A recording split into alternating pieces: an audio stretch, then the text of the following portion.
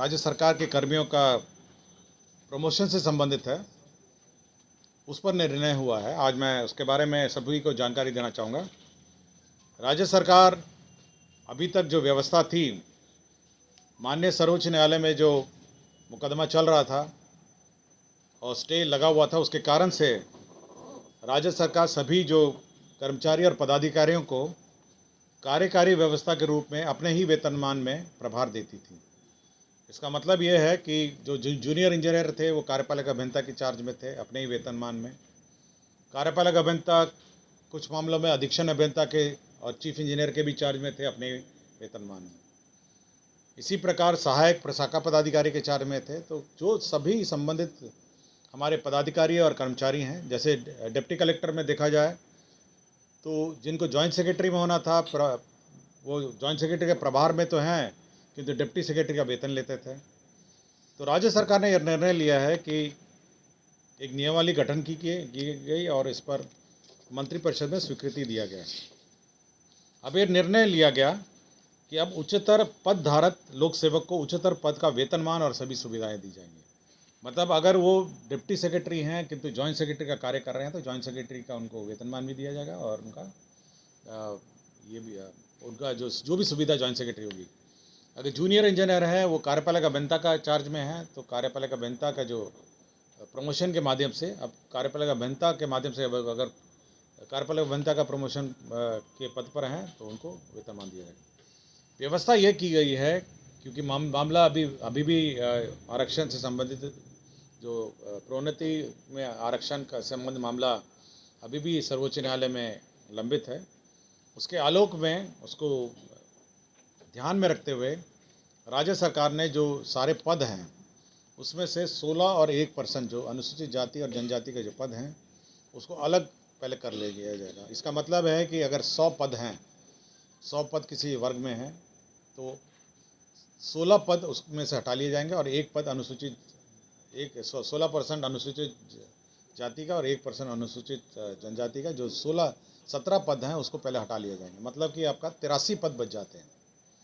अब इस 83 पद में जो सामान्य रूप से जो प्रमोशन होता है वो कार्य किया जाएगा और उसके पश्चात यह देखा जाएगा कि हर वर्ग में, हर लेवल पे, जेई में, एई में या जॉइंट सेक्रेटरी में, डिप्टी सेक्रेटरी में या सहायक में, प्रशाखा पदाधिकारी और अन्य सभी वर्गों में यह देखा जाएगा कि जो अनुसूचित जाति और जनजातियों का जो रिप्रेजेंटेशन है वो उचित है या नहीं, उपयुक्त है या नहीं है। मतलब कि जब आप जनरली उसको आप प्रमोट करेंगे तो ये संभावना बन सकती है कि कुछ अनुसूचित जाति और जनजाति का रिप्रेजेंटेशन उच्चतर पद में कम हो जाए, तो उतना वेकेंट रखा जाएगा। मतलब कि 83 जो पद हैं, 83 पद में से जब आप प्रमोट करेंगे तो उसका 16% आपका अनुसूचित जाति का रिप्रेजेंटेशन होना चाहिए और 1% अनुसूचित जाति का होना चाहिए। मैंने 100 में से पहले आपने 16 हटा दिया अनुसूचित जाति जनजाति का रिजर्व अनुसूचित जाति का और 1 आपने हटा दिया अनुसूचित जनजाति का, तो 17 तो पहले आपने हटा दिए। अब उसको फ्रीज कर दिया कि उस पर कोई प्रमोशन नहीं होगा, क्योंकि माननीय सर्वोच्च न्यायालय में ये विवाद, ये मामला अभी भी लंबित है। तो बच गए आपके 83 पद। नहीं, आप पहले 100 पद, जैसे किसी में, जैसे जब आपका एग्जीक्यूटिव इंजीनियर का ले लीजिए या तो 100 पद हैं, 100 पद में पहले आप 16 और 1 आप पहले हटा लेंगे, 17 हट गए तो बच गए आपके 83 पद में। अब आप सामान्य रूप से उसको प्रमोट करेंगे, पूरी एक सीनियरिटी लिस्ट बनाएंगे सभी का। अगर आपको एग्जीक्यूटिव इंजीनियर में करना होगा तो असिस्टेंट इंजीनियर की एक लिस्ट बनेगी, तो असिस्टेंट इंजीनियर की लिस्ट में सीधा एक बार प्रमोट करेंगे आप सभी को, मतलब सामान्य रूप से सीनियरिटी के हिसाब से। लेकिन यह संभावना है कि क्योंकि अनुसूचित जाति जनजाति अपने अलग अलग जगह पे हैं सीनियरिटी की लिस्ट में, वो कहीं हो सकता है कि वो जब फाइनली 83 में जब प्रमोशन होगा तो हो सकता है वो 16 और 1 में, और मतलब 16% इस 83 का 16% और 83 का 1% भरे नहीं होंगे। तो यदि नहीं भरते हैं तो उसको खाली रखा जाएगा और उसके बारे में बाद में निर्णय लिया जाएगा। अब बिल्कुल क्लियर हो गया, इसमें कोई डाउट नहीं है। पहले फॉर्मूला देखिए, पहले आप कार्यपालक अभियंता का ले लीजिएगा। 100 पद हैं आपके, 100 पद में पहले आपने 16 पद आपने हटाए अनुसूचित जाति का और एक पद आपने हटाया अनुसूचित जनजाति, 17 पद आपने फ्रीज कर दिए, उस पर कोई प्रमोशन नहीं होगा और कोई पदस्थापन नहीं होगा। तो केवल अब पदस्थापन होगा 83 में। अब 83 के लिए आपके पास एक सूची है असिस्टेंट इंजीनियर की, सहायक अभियंताओं की, उसकी वरीयता सूची है। आप उस वरीयता सूची के हिसाब से उसको प्रमोट करेंगे। जब आप उस वरीयता सूची के हिसाब से प्रमोट करेंगे तो हो सकता है कि आप जब वरीयता जनरल मतलब सभी को एक साथ सामान्य मान के आप प्रमोट करेंगे एक वरीयता सूची के हिसाब से, तो ये संभावना है कि जब कार्यपालक अभियंता में आप प्रमोट कर रहे होंगे तो उनका जो अनुसूचित जाति और जनजाति का रिप्रेजेंटेशन जो है वो 16 और 1 से कम हो सकता है। कुछ जगह हो सकता है, प्रशाखा में हो सकता है, या सहायक से वरीय में हो सकता है, या अंडर सेक्रेटरी से डिप्टी सेक्रेटरी में हो सकता है कम हो जाए। तो आप उतना पद खाली रखेंगे जितना भरा नहीं जाता है। मतलब ये बिल्कुल स्पष्ट है। 16 और 1 का आप हिसाब से आप उसको चेक करेंगे कि वास्तव में 16 और 1% प्रमोट हुए या नहीं हुए। यदि उतने प्रमोट नहीं होते हैं तो उतने पद खाली रखे जाएंगे और उस पर बाद में निर्णय लिया जाएगा कि उन पदों को कैसे भरा जाए। ना नहीं, इसमें भी हो गया 83, टोटल 83 में हुआ। आप 83 मानकर आप प्रमोट करेंगे पूरी वरीयता सूची को एक मानते हुए, और ये चेक करेंगे प्रमोशन के बाद कि वास्तव में वो अनुसूचित जाति और जनजाति का रिप्रेजेंटेशन का जो फॉर्मूला है 16 और 1 वो वास्तव में मेंटेन इस 83 पदों में हो रहा है नहीं हो रहा है। अगर नहीं हो रहा है तो उतने पद खाली रखे जाएंगे और उस पर सरकार बाद में निर्णय लेगी।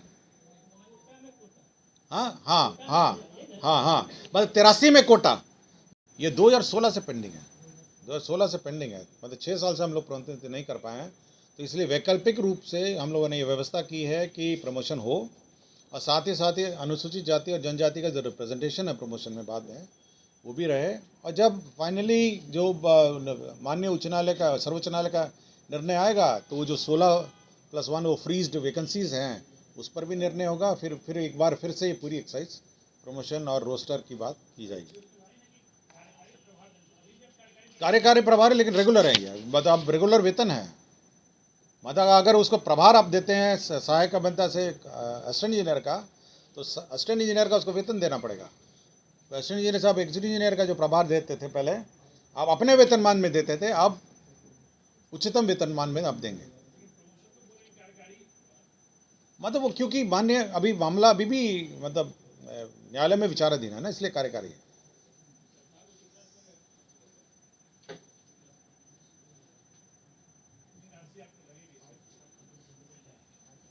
वो अलग है, बल्कि टोटल पूछ रहे हैं, टोटल कर्मचारियों के साथ क्या पूछ रहे हैं। तो इसमें यही है कि भविष्य में नियमित प्रोन्नति अगर माननीय उच्च न्यायालय माननीय सर्वोच्च न्यायालय का अन्यथा ऑर्डर होगा तो सभी लोग अपने अपने जो प्रोन्नति पाए हैं वो अपने अपने पद पे वापस चले जाएंगे, और किंतु जो वेतन इस बीच में उन्होंने लिया होगा या सुविधा ली होगी वो उनसे वसूलनीय नहीं होगी। मतलब अगर सर्वोच्च न्यायालय का जो भी फाइनल डिसीजन होगा तो सभी लोग अपने अपने पद पे वापस चले जाएंगे, लेकिन हम लोग वसूलेंगे नहीं उनका वेतन। क्लियर हो गया सब ये। और रोस्टर का जो बिंदु है, क्योंकि हम लोग फॉर्मूला अलग है तो तब तक ये स्थगित रहेगा। रोस्टर का जो हम लोग का व्यवस्था है प्रमोशन में, पहले रोस्टर बिंदु के हिसाब से होता था, अब पूरा एक ही सीनियरिटी लिस्ट से होगा, और फिर हम लोग चेक करेंगे कि अनुसूचित जाति और जनजाति का रिप्रेजेंटेशन उचित रूप में है। और इस संबंध में किसी को कुछ पूछना है? ठीक, धन्यवाद। मंत्रिपरिषद ने एक निर्णय गृह विभाग से संबंधित लिया है। वामपंथी उग्रवाद प्रभावित राज्यों में केंद्र प्रायोजित विशेष आधारभूत संरचना योजना के अंतर्गत 2022-26 से तक का 37 करोड़ 83 लाख का योजना स्वीकृत किया है। 37 करोड़ 83 लाख का ये 22 से 26 का है। ये इंफ्रास्ट्रक्चर का उग्रवादी क्षेत्रों में इंफ्रास्ट्रक्चर का योजना है। बिहार पंचायत सेवा नियमावली 2010 में संशोधन किया गया है, और इनकी जो सेवा नियमावली में अब 4 स्तर के होंगे। मूल कोटि होगा प्रखंड पंचायती राज पदाधिकारी का, प्रथम प्रोन्नति स्तर होगा व्याख्याता मुखिया सरपंच प्रशिक्षण संस्था, और जिला पंचायती राज प्रशिक्षण संस्था। तो प्रशिक्षण संस्था के जो व्याख्याता और जो प्रशिक्षण संस्था के ये होंगे इंचार्ज होंगे वो प्रथम प्रोन्नति का होगा। द्वितीय प्रोन्नति स्तर होगा अपर जिला पंचायती राज पदाधिकारी और अपर मुख्य कार्यपालक पदाधिकारी जिला परिषद। और तृतीय प्रोन्नति स्तर होगा जिला पंचायती राज पदाधिकारी सह प्राचार्य, सहायक निदेशक, मुखिया सरपंच प्रशिक्षण संस्था, जिला पंचायती राज प्रशिक्षण संस्था, राज्य स्तरीय प्रशिक्षण एवं शोध संस्था। तो 4 स्तर का है, तो 4 स्तर का पुनर्गठन किया गया है। हम आपको दे देंगे 4 स्तर का, मैडम 4 स्तर का आपको दे देंगे, आप बांट दीजिएगा। तीसरा है जो राष्ट्रीय सुरक्षा के दृष्टिकोण से जो प्रोक्योरमेंट की व्यवस्था है, GFR 2017 के नियम 144(11) में संशोधन किया है। प्रोक्योरमेंट मतलब जो टेंडर वेंडर में कौन भाग लेंगे और कौन नहीं भाग लेंगे, इसमें केवल राष्ट्रीय सुरक्षा के दृष्टिकोण से ऐसी संस्था डिबार्ड रहेंगी जो मतलब देश के राष्ट्रीय सुरक्षा से संवेदनशील जो देश हैं उनसे तालमेल रखती हो, उनके साथ साठगांठ करती हो, वैसे कंपनियों का टेंडर में भाग लेना वर्जित रहेगा। मतलब जैसे मैं कोई कंपनी भाग लेती है, अगर उस कंपनी का कोई एग्रीमेंट या डीलिंग या कुछ अरेंजमेंट किसी अन्य ऐसा देश से हो जो राष्ट्रीय सुरक्षा के दृष्टिकोण से उचित ना हो, वैसे कंपनियां भाग नहीं ले सकेंगी। अभी कौन सा कंट्री नहीं है मुझे नहीं पता, लेकिन राष्ट्रीय सुरक्षा से के दृष्टिकोण से ऐसे कंपनियां ऐसे देश से जो तालमेल रखते हों वो वर्जित।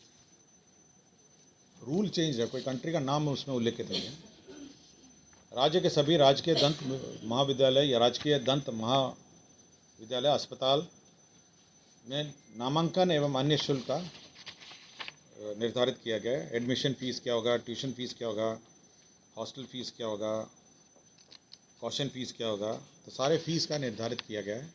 जैसे मेडिकल कॉलेजेस में हुआ है उसी प्रकार डेंटल कॉलेज में भी फ़ीस समान अनुपात में निर्धारित किया गया है। चाहिए होगा फ़ीस मैडम आपको दे देते हैं। इंदिरा गांधी आयुर्विज्ञान संस्था पटना में 149 पदों का सृजन किया गया IGIMS में। खरीफ विपणन मौसम में हर साल बैंक गारंटी ली जाती है और जो कोऑपरेटिव बैंक और अन्य सहकारी संस्थाओं को लोन दिया जाता है प्रोक्योरमेंट के लिए, तो 8000 करोड़ का लोन लिया जा रहा है जिसमें सरकार गारंटी दे रही है। अंबिका प्रसाद गुप्ता है अपर जिला एवं सत्र न्यायाधीश दरभंगा, तो बर्खास्त हैं। बर्खास्तगी आदेश को रद्द करते हुए वापस लिया गया है। ये बर्खास्त हुए थे 3/9/2015 को, उनका बर्खास्तगी आदेश वापस लिया गया। तो यही 8 एजेंडा हैं जिस पर आज निर्णय लिया गया। धन्यवाद। अगर आप भी अपने दुकान, प्रतिष्ठान, school, college, coaching centre, restaurant, cafe का विज्ञापन देना चाहते हैं, वो भी किफ़ायती दर पर, तो आंखें न्यूज़ 24 लेकर आया है आपके लिए एक सुनहरा मौका। आंखें न्यूज़ 24 न्यूज़ पोर्टल की दुनिया में बिहार का सबसे उभरता हुआ चैनल, जहां बिहार झारखंड से जुड़े तमाम बड़ी खबरें देखने को मिलती है। तो देर किस बात की, आज भी जुड़े आंखें न्यूज़ 24 के साथ। संपर्क करें हमारे व्हाट्सएप नंबर 8935876430 पर। क्या आप पत्रकारिता के क्षेत्र में अपना कैरियर बनाना चाहते हैं? तो आज ही royal Ashoka institute of mass communication and journalism में अपनी जगह सुनिश्चित करें। आर्यभट्ट ज्ञान विश्वविद्यालय पटना से मान्यता प्राप्त 100% प्लेसमेंट के साथ royal Ashoka institute of mass communication and journalism नामांकन जारी है। हमारा पता है DS/16 गायत्री मंदिर के समीप, कंकड़ बाग, पटना 8,20,000। आप हमें संपर्क भी कर सकते हैं। हमारा मोबाइल नंबर है 9955456126।